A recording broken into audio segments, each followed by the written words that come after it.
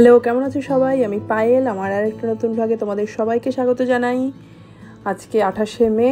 রিজু স্কুলে চলে গেছে, রূপম অফিসের কাজ করছে, আর রিদ্ধির কাজ এই জানলায় দাঁড়িয়ে গাড়ি দেখা আর না হলে চেয়ারে বসে খাওয়া, টিভি দেখা, এটাই ওর কাজ। তো এখন জানলা দিয়ে দেখছে, একটা পোকা দেখতে পেয়েছো, মানে একটা মাছি বাইরের দিকে ঘুরছে ওইদিকে।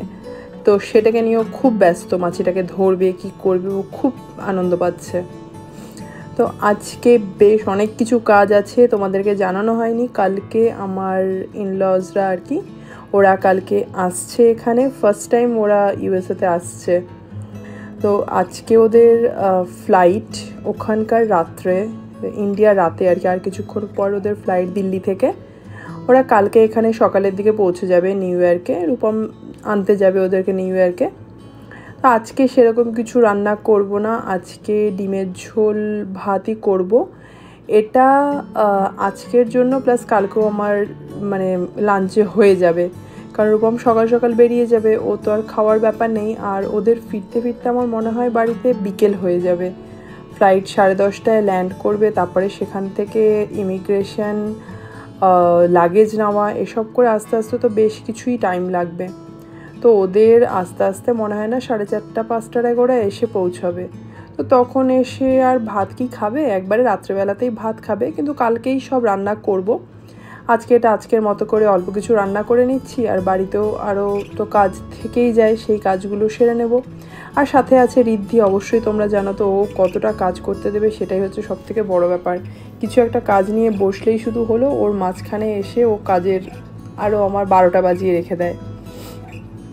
যাই হোক, রিজু চলে আসার পর তাও কিছুটা রিলিফ হয়। রিজু যখন স্কুল থেকে আসে কিছুটা টাইম রিজু দেয়, আর রিজুর সাথে ও ঠিকঠাক মতো খেলে অনেকক্ষণ, যেহেতু সারাদিন দেখেনি, খুব খুশিতে থাকে। কিছুক্ষণ তো ভালো মতো খেলে, তারপরে আবার সেই যা একই হয়ে যায়। আর এখন বাইরের ওয়েদারটা দেখো কি সুন্দর, পুরো রোদ ঝলমল করছে। আর বিশেষ করে এই চারদিকটা এত ভালো লাগে দেখতে, চারিদিক পুরো সবুজে, মানে একটা সবুজ চাদর পেতে রাখা চারিদিকে, মানে চোখেরও একটা আলাদা একটা শান্তি পাওয়া যায় এই সময়তে। আর দূরে ওই বিল্ডিংটার ওদিকে একটা গাছ পিঙ্ক পিঙ্ক দেখা যাচ্ছে হালকা, ওটা ফুল ফুটে আছে, পুরো গাছ জুড়ে পাতা দেখা যায় না, শুধু ফুল আর ফুল। আর এখানে দেখো আমরা ব্যালকনিতে নেট লাগিয়েছি, কারণ রিদ্ধির অত্যাচারে আর থাকা যাচ্ছে না। ওই যে দুটো রডের মানে ফাঁকাটা যেটা আছে একটার সাথে আরেকটার, এই মাঝখানটা দিয়ে ও মাথা ঢুকিয়ে দেয় বাইরের দিকে, মানে ঢোকানোর চেষ্টা করে। এখনও অবধি এইভাবে ঢোকাতে পারেনি, কিন্তু চেষ্টা ওর করে। তাই জন্য নেটটা লাগানো হয়েছে। জানি না কতদিন নেটটা থাকবে বাড়িতে, এটা অতটা না মজবুতও না, এমনি রেলিং মানে প্রোটেকশন নেট হিসেবে এটাই আসছে। তো এটা ও যে কোনো টাইমে টেনে ছেড়ে দিতে পারে, কিন্তু কিছু করার নেই। আপাতত তো কাজ চলছে, এখনও অবধি আছে, দেখা যাক কতদিন রাখেও। ও নেট দিয়েও কোনো লাভ নেই, ও এমনিতে তো ব্যালকানিতে এই যে যত যাবতীয় খেলনা, বল, গাড়ি সব নিয়ে এসে রাখবে। আর সেগুলো করবে কি, ওপর দিক দিয়ে ছুঁড়ে মেরে, মানে ব্যালকানিটা এখন তো নেটের এই ফাঁকাটা দিয়ে পারছে না, ওপর দিক দিয়ে ছুঁড়ে ফেলে দেবে। আর নিচে লোকটার ওই সামনেটার এরিয়াটাতে মানে পুরো জিনিসপত্রে ভরে থাকে, বাস, বল, টেবিল ক্লথও একদিন ফেলে দিয়েছিল, রিমোটটা একদিন ব্যালকানিতে নিয়ে এসেছিলো কিন্তু আর ফেলতে পারেনি, নিয়ে এসে রাখা ছিল, ওটাও হয়তো ফেলে দিত কোনো এক টাইমে। তো ও ব্যালকানিতে আসলে এখন কিছুটা শান্তি, যে হয়তো পড়বে না, কিন্তু জিনিসপত্র ফেলে একাকার করে দেয়, শুধু বারবার নিচে দৌড়াতে হয় জিনিসপত্র নিয়ে আসার জন্য। চলো, এদিকে রিজু স্কুল থেকে চলে আসলো, আমার রান্নাবান্না তো হয়ে গেছে দেখলেই। রিজু স্কুল থেকে আসলো, আর এই দুই ভাইয়ের এটাই কাজ। রিজু খুব দুঃখ পায় যখন রিজু স্কুল থেকে আসার পর দেখে ভাই ঘুমাচ্ছে। ওর ফার্স্ট কোশ্চেন থাকে ভাই কোথায়। তো ভাই জেগে থাকলেও খুব খুশি, দুজনে মিলে একটু মারপিট হবে, একসাথে টাইম স্পেন্ড করবে। কিন্তু ওই ঘুমিয়ে পড়লে তো সেটা হয় না। এই যে আসার পরেও দেখো দুজনের সেই মারপিট, মানে রিদ্ধি দাভাইকে যে কী মনে করে, ইভেন দাভাইয়ের বন্ধুরাই ওর বন্ধু, নক্স প্রত্যুষ যারা আছে ওরা সব মনে হয় রিদ্ধির বন্ধু। ওদেরকে দেখে এমন করে জড়িয়ে ধরে উল্টে নিয়ে পড়বে যে ওরাই ভয়ে অন্যদিকে পালিয়ে যায়। তো এই এদের চলছে এই সব, এটা কিছুক্ষণ পর্যন্ত চলবে, তারপরে আবার যে যার মতো নিজের জায়গায় হয়ে যাবে। তো এবার আসলাম আমি একটুখানি, ভাবলাম বিছানা চাদর টাদর চেঞ্জ করে বালিশের কভার এগুলো সব ভরে নেই, এটাও একটা কাজ বড়। বিছানা, জিনিসপত্র, ঘর দুয়ার কিছুটা হলেও রেডি করে রাখা ওদের জন্য। আর এখন ঋদ্ধি রিজু ওরা বাইরে গেছে খেলতে আর কি, রূপম নিয়ে গেছে ওদেরকে পার্কে খেলতে। তো এই সময়টা আছে যে এখানে এসে নাহলে বিছানার চাদর আমি একদিক থেকে হয়তো পাতবো, আরেক দিক থেকে এসে অত্যাচার করে ঋদ্ধি সব এগুলো নষ্ট করে দেবে। তো সেখানে তো এক্সপার্ট আছে এইসব করাতে। যাই হোক, আমি এখন একা আছি তাই নিশ্চিন্তে এইসব সেরে নিচ্ছি। এসব সেরে নিয়ে আমিও তারপর একটু পার্কে যাব। পার্কের থেকে ঘুরে এসে ভাবছি ওদের জন্য একটু নুডলস বানিয়ে নেব। আজকে বানিয়ে রেখে দেবো ফ্রিজে, কালকে সকালে রূপম বেরোবে, তো বের হওয়ার সময় তাহলে ও নিয়ে চলে যাবে নুডলসটা, ওটা নর্মাল টেম্পারেচারে চলে আসবে। আসলে রাস্তায় তো স্যান্ডউইচ বার্গার এসব পাওয়াই যায়, কিন্তু ওরা তো এসব খেয়ে ভেবে অভ্যস্ত নয়, এরপরে হয়তো বেরোলে খেতেই হবে। কিন্তু এখন অপশান আছে বানিয়ে দেওয়ার, তাই ভাবছি বানিয়ে দেই, সাথে নিয়ে যাবে। নিউ ইয়র্ক থেকে আবার বাড়িতে আসতে তো 3.5 ঘন্টা টাইম লাগবে, মাঝে আবার 1-2 বার দাঁড়াতে হবে, তো অনেকক্ষণই টাইম। বিকেল 4:30-5টার আগে মনে হয় না ওরা এসে পৌঁছাবে, তাই একটু সাথে থাকলো তো ভরসা যে ওরা ওটা রাস্তায় খিদে পেলে খেয়ে নিল। তো চলো, কালকের ভিডিওটা আর কন্টিনিউ করা হয়নি। তারপরে আজকে 29 তারিখ সকাল, রূপম সকালে চলে গেছে, 6:45 বেজে গেছে বেরোতে, ও চলে গেছে নিউ ইয়র্কে ওদেরকে আনতে। রিজু স্কুলে চলে গেছে, আর আমি আর ঋদ্ধি এখন বাড়িতে। বাইরে এই যে পর্দাটা না এক সাইডে করে রাখা যায় না এখন ওর ঋদ্ধির জন্য, মানে অলরেডি 2বার ও পর্দার ওই রডটা ওটা ভেঙে দিয়েছে পর্দাটাকে টেনে, তাই সব এখন এক সাইডে করে রেখে দেই। আর এই দেখো, এই নেটের দরজাটা সেটাকেও দিল, সরিয়ে ফেলে দিল, ফেলে দিয়ে কাজ করেই ব্যাস ওর মতো দৌড়ে ভেঙে গেল, জানে কিছু একটা করেছে ও ভুল কিছু, ওই জন্য দৌড়ে চলে গেল ওখান থেকে।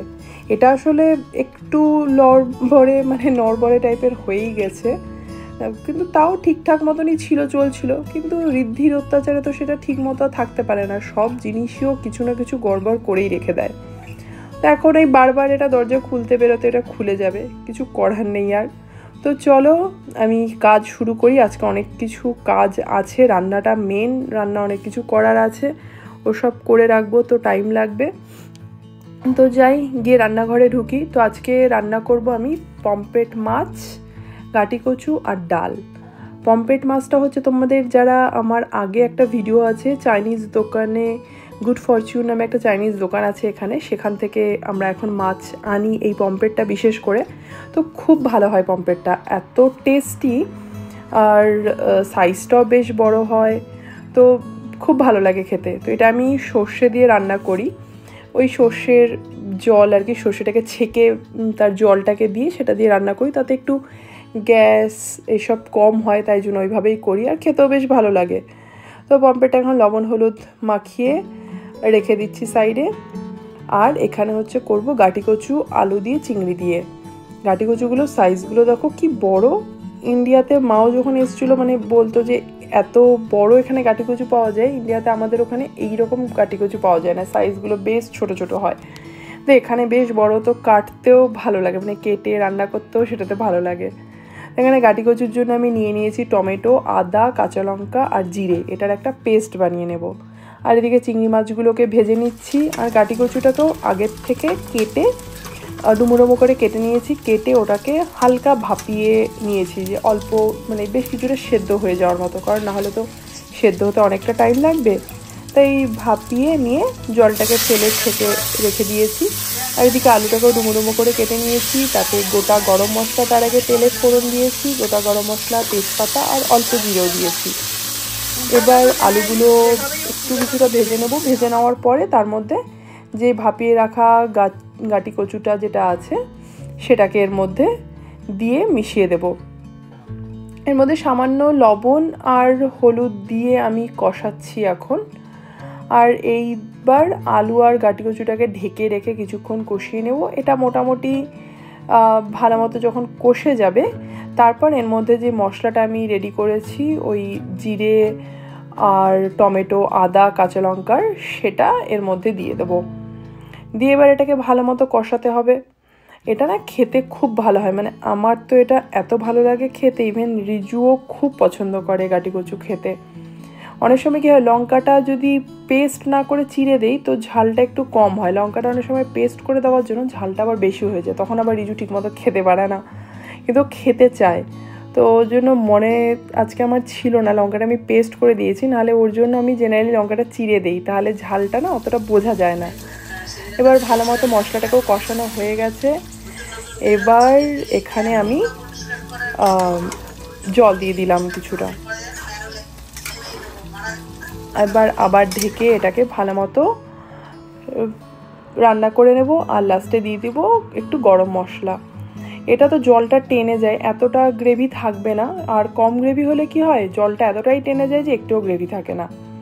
আর এদিকে ওই মাছের ঝোল বললাম, সেটা ওই পেঁয়াজ ভেজে নিয়েছি, পেঁয়াজ ভেজে যে সর্ষের জলটা বের করে রেখেছিলাম সেটা দিয়ে এবার মাছগুলোকে দিয়ে দেবো, ব্যাস তাহলেই হয়ে যাবে রেডি আমার মাছের ঝোল। আর ডালও হয়ে গেছে, ব্যাস হয়ে গেল আর কি।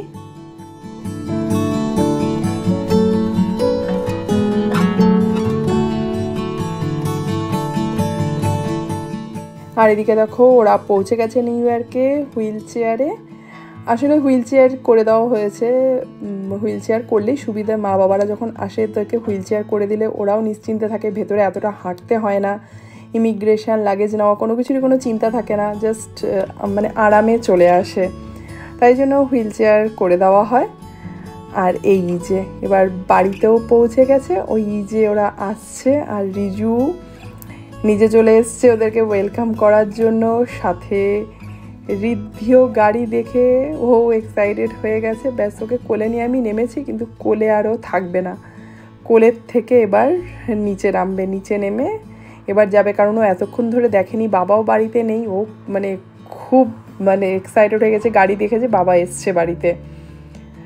এবার দেখি ও কি অবাক হয় কিনা দেখে, ঠামকে দাদুকে এদেরকে দেখে। এই যে দরজা খুলে ভাবতে পারেনি যে এটা কি হলো, যাদেরকে প্রতিদিন আমি ভিডিও কলে দেখি ওরা সামনে চলে এসেছে, কি খুশি হয়ে গেছে ও, প্রচণ্ড খুশি হয়ে গেছে দেখে ওদেরকে যে ওরা এখানে এসছে। ওটা ভাবতেই পারিনি যে ভিডিও কলে ওদেরকে প্রতিদিন আমি দেখি ওরা এখানে চলে এসছে, এখানে আমার সামনে এভাবে। ও তো শুধু দাদু দাদু দাদু করতে থাকে, ফোনের মধ্যেও যখন দেখবে দাদু দাদু দাদু, মানে দাদু আর ওদিকে দাদান দুজনেরই প্রচণ্ড ভক্ত। তো এই যে এখন আবার বাবাকে দেখতে গেছে, যে বাবা সারাদিন পর বাবাকে দেখতে পেলাম। আর রিজুর কাণ্ড দেখো, গাড়ির উপরে উঠে বসে আছে ওদেরকে দেখে। আর একজন এই ঠামের সাথে বেশ এতদিন পর, অনেক দিন পর দেখা। আমরা তো লাস্ট ইয়ার ফেব্রুয়ারিতে গিয়েছিলাম, ওদের জিজ্ঞেস করছি, মানে এতক্ষণ ধরে পা ঝুলিয়ে আসা, পায়ের অবস্থা পুরো খারাপ, আবার নিউ ইয়র্কে নেমে আবার এতটা আবার গাড়ি করে আসা। তো এই যে ঋদ্ধি দিক দিয়ে দেখছে দাদুকে, ততক্ষণে দাদুকে পাবে। এই যে ঘরে এসে এবার দাদুর কোলে উঠে ব্যাস এবার দাদুর আদর খাওয়া। তো চলো ওরা এবার ফ্রেশ হোক, ওদের চাটা করে দেই। আর এর সাথেই ভিডিওটা আমি এখানেই শেষ করছি। তোমাদের কেমন লাগলো অবশ্যই জানিও, ভালো লাগলে লাইক করো, চ্যানেলটাকে সাবস্ক্রাইব করো। সবাই ভালো থেকো, সুস্থ থেকো, সাবধানে থেকো।